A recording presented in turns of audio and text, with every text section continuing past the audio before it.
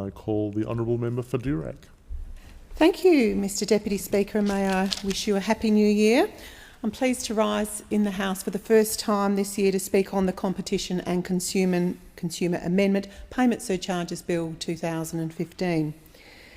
This bill will ban those what can be incredibly unfair excessive surcharges on processed payments, such as processing fees, banks, merchant service fees, fees for the rental of card terminals, and fixed monthly and annual fees. Importantly, in the future, when a consumer uses a credit card to pay for a meal or a hotel room or even a set of new tyres or to buy goods online, no longer will the business owner that they are transacting with be entitled to charge a surcharge that does not reflect the actual cost of the credit card transaction. It is very easy to support the introduction of this bill that we are debating today, given that my electorate of Durack, which covers that small 1.6 million square kilometres consisting of over more than 300 towns and communities, with the vast majority being rural and remote.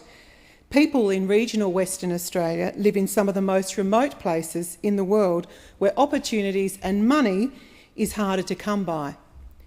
And companies making large profits from excessive surcharges at the expense of the honest people in very rural and remote towns is simply not on, Deputy Speaker. Often in rural and remote locations there is little choice, Deputy Speaker, of product or service providers, which only increases the chance of regional customers being ripped off. Well, we are now going to stop that practice. It is not right, and the Turnbull government is rectifying the situation to make it right.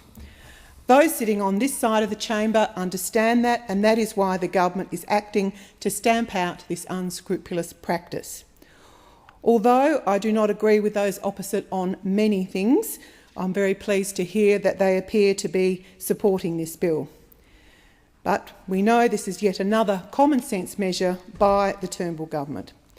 This bill will enable the Australian Competition and Consumer Commission to be the primary enforcement agency to ban those unfair excessive charges.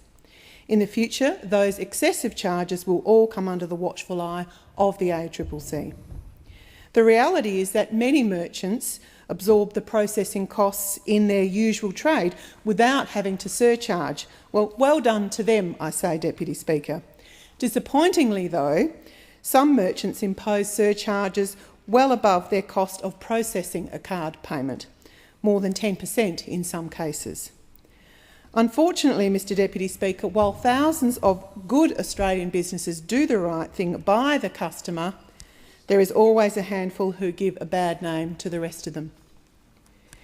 In the future, those merchants who break the rules will be hit hard, with listed corporations fined up to $108,000, other corporations stung to the tune of $10,800, and unincorporated entities penalised by just over $2,000. Deputy Speaker, the Reserve Bank of Australia regulates most commonly used cards such as Visa, MasterCard and American Express, and it'll be within the discretion of the RBA or the government to extend the operation of the ban to other payment cards or methods. Under this bill, the RBA will generally be responsible for setting the permitted costs that merchants can recover. Deputy Speaker, this measure is yet another example of the smart, effective and efficient government we are delivering since we were elected just over 2 years ago. It is no accident that last year there were more new jobs created since 2006. This government, Deputy Speaker, has presided over 300,000 new jobs in 2015, and we achieved that by backing innovation and small business.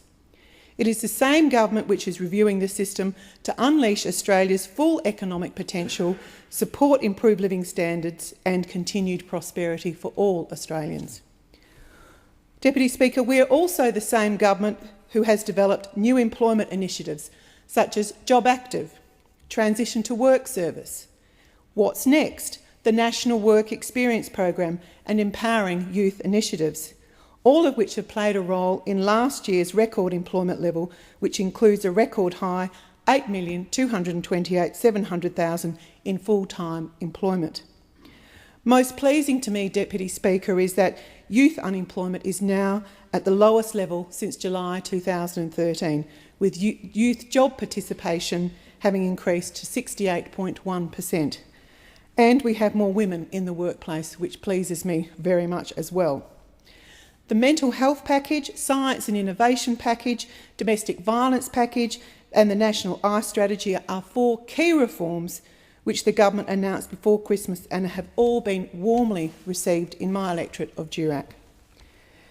A key to the success of this government has been our consultative nature, and stakeholders approved of the framework we are discussing in this bill today for the ban on excessive credit card surcharging.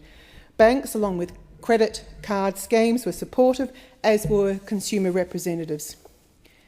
Deputy Speaker, as I said at the start of this speech, the Turnbull government is committed to achieving a more efficient system. A more efficient system will go a long way in my regional electorate, and especially for my rural and remote towns in Durack. Residents of the bush cannot continue to fund the record profits with this ongoing unfair practice.